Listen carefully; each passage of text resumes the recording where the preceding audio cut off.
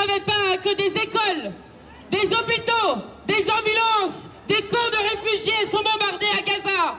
Personne ne pourra dire qu'il ne savait pas que des bombes au phosphore qui brûlent les chairs jusqu'à l'os sont utilisées par l'armée israélienne sur la bande de Gaza.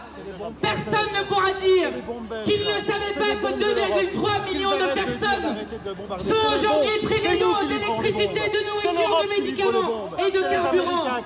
Personne ne pourra dire qu'il ne savait pas que 70% des victimes sont des femmes et des enfants. Personne ne pourra dire qu'il ne savait pas quand des experts de l'ONU parlent d'un risque génocidaire sur le peuple palestinien, quand la force explosive des bombes qui ont été lancées par Netanyahou sur la bande de Gaza en 26 jours correspond à 1,5 fois la puissance explosive de celle de Hiroshima. Personne ne pourra dire qu'il ne savait pas quand le nombre d'enfants tués à Gaza en Palestine est plus élevé que tout le nombre d'enfants par an qui est tué dans l'ensemble des conflits du monde. Alors on pourrait discuter effectivement de la manière dont l'ONU aujourd'hui est organisée. C'est une évidence. Mais d'abord, la manifestation qui est là aujourd'hui dit que pour ce qui est des citoyens français qui sont là, et je crois que l'opinion publique, cessez le feu. Voilà. Monsieur Netanyahou, la justice, c'est pas la vengeance.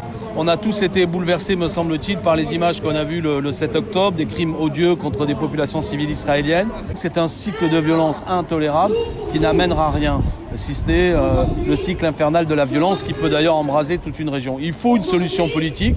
Il s'agit d'un conflit qui dure territorial depuis 1948.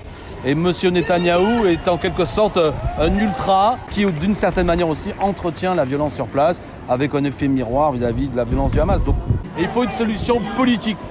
Voilà où on en est. Et les États-Unis, hélas, actuellement, continuent à être assez alignés sur ce gouvernement très particulier qu'est le gouvernement Netanyahou. Parce qu'on a un ministre de l'Intérieur très politicien et qui utilise un argument détestable dans la discussion, que souvent quiconque s'élève contre ces bombardements est soupçonné de complaisance avec l'antisémitisme, de complaisance avec les crimes du Hamas. Toutes les vies se valent. Voilà. Alors, M. Darmanin utilise ça. On a vu avec des phrases maladroites, soutien inconditionnel à Israël. Ben non, moi je suis pour le soutien inconditionnel au peuple israélien. Oui, quand il est attaqué. Mais soutien inconditionnel à un gouvernement, je le répète, violent, non. Et on voit bien comment il y a comme ça des volontés de disqualifier ceux qui s'opposent plutôt que de défendre le droit international.